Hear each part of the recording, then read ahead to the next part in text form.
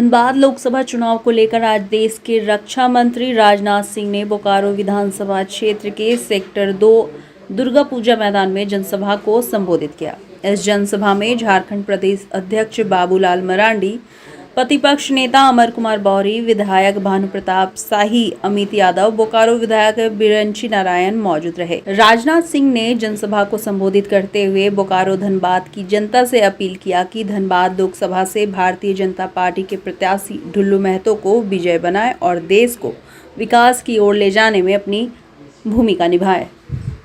बोकारो से विजय आनंद की रिपोर्ट। बोकारो की किसी सार्वजनिक सभा को संबोधित करने के लिए लंबे अरसे के बाद मैं आप सबके बीच यहां उपस्थित हूं। आप लोगों ने बहुत ही गर्मजोशी के साथ हम लोगों का स्वागत किया है, अभिनंदन किया है, लेकिन मैं समझता हूं भारत की परंपरा है और शिष्टाचार का तकाजा भी है।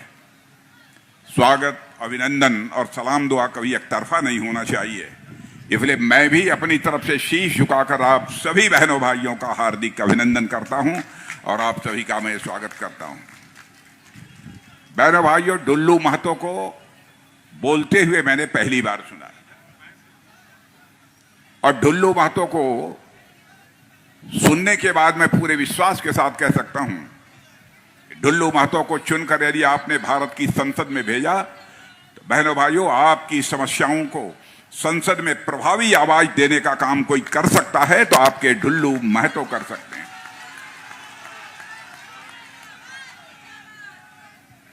इसलिए आपसे वोट मांगने आया हूं। जहां तक बोकारो का, आप बैठ जाइए, कोई जरूरत नहीं।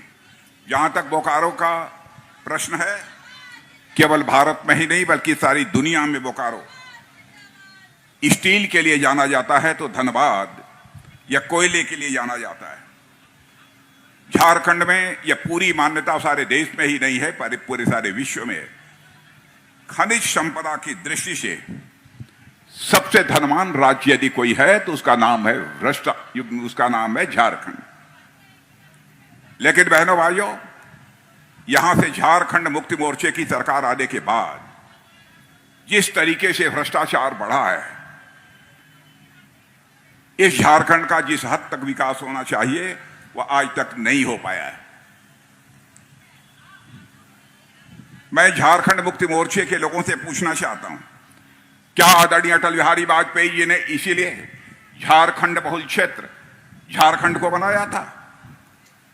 उनकी यह कल्पना थी कि यहां पर बड़ी संख्या में आदिवासी रहते हैं, बड़ी संख्या में गरीब रहते हैं। यदि अलग राज्य बन जाएगा तो इसका तेजी के साथ विकास होगा। यहां पर बाबूलाल मरांडी भी मुख्यमंत्री रह चुके हैं, अर्जुन मुंडा जी भी मुख्यमंत्री रह चुके हैं, रघुवर दास जी हमारे तीनों मुख्यमंत्री रह चुके हैं। बहनों भाइयों, मैं दावे के साथ कह सकता हूं, झारखंड क्या भारत का कोई व्यक्ति उंगली उठाकर नहीं कह सकता कि हमारे तीनों मुख्यमंत्रियों के दामन पर कोई भ्रष्टाचार की दाग लगी हुई है। और झारखंड मुक्ति मोर्चे की सरकार बनने के साथ ही भ्रष्टाचार का सिलसिला प्रारंभ हो गया।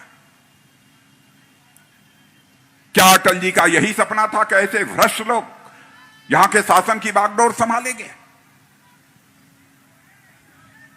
मुख्यमंत्री की बात तो छोड़िए, मुख्यमंत्री के पीएस के पास नोटों की गड्डियां मिल रही हैं, उनके सहयोगियों के पास नोटों की गड्डियां मिल रही हैं।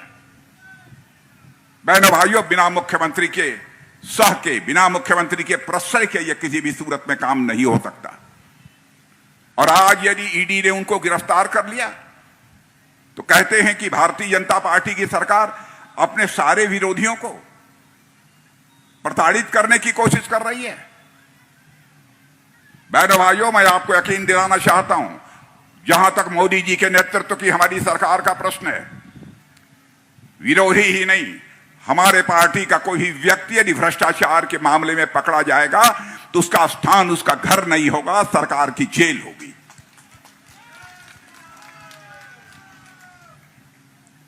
भ्रष्टाचार करने के बाद भी यह ऊल जुलूल आरोप हमारी सरकार के ऊपर लगा रहे हैं। पहली बार अपने जीवन में, मैं भी एक उत्तर प्रदेश का मुख्यमंत्री रह चुका हूं, पहली बार मैंने सुना किसी राज्य का मुख्यमंत्री 24 घंटे के लिए गायब था, न झारखंड वालों को पता, न देश की जितनी भी हमारी एजेंसी हैं उनको पता। ढूंढा जा रहा था कि झारखंड का मुख्यमंत्री कहां है। आज वह जेल के शिक्षों के पीछे है और कहते हैं ईडी और सीबीआई का दुरुपयोग यह मोदी जी की सरकार कर रही है। बहनों भाइयों, मैं आपसे पूछना चाहता हूं, भ्रष्टाचार के खिलाफ कार्रवाई होनी चाहिए कि नहीं होनी चाहिए? मैं आपसे सवाल जानना चाहता हूं। कांग्रेस के शासनकाल में बराबर भ्रष्टाचारियों को सह दी जाती थी, प्रश्रय दिया जाता था। कहीं हमारे वोट पर उल्टा कोई असर न पड़ जाए, कहीं हम कांग्रेस पार्टी की राजनीति को ये लोग प्रभावित कर दें, इस कारण बराबर प्रश्रय उनको दिया जाता था। और आपको जानकर आश्चर्य होगा, ईडी, सीबीआई इतनी बड़ी संस्थाएं बनी हुई थी, कांग्रेस के शासनकाल में इन लोगों ने केवल 32 लाख रुपया केवल जब्त किया था। क्या 2014 के पहले केवल 32 लाख रुपए का ही भ्रष्टाचार हुआ था? भ्रष्टाचारियों के खिलाफ यह कार्रवाई करने की हिम्मत नहीं करते थे। या क्यों नहीं हिम्मत करते थे, इसकी भी मैं आपको जानकारी दूंगा। और आज आप कान को खोलकर सुन लीजिए मेरे बहनों भाइयों, जब से प्रधानमंत्री मोदी जी बने हैं, ईडी और सीबीआई ने जो कार्रवाई की है उससे जानकर आपको खुशी होगी। 1 लाख करोड़ से अधिक की संपत्ति जब्त करने का काम किसी ने किया है तो हमारी ईडी सीबीआई ने किया। और इतना ही नहीं, 22,000 करोड़ रुपए की संपत्ति भी जब्त की है।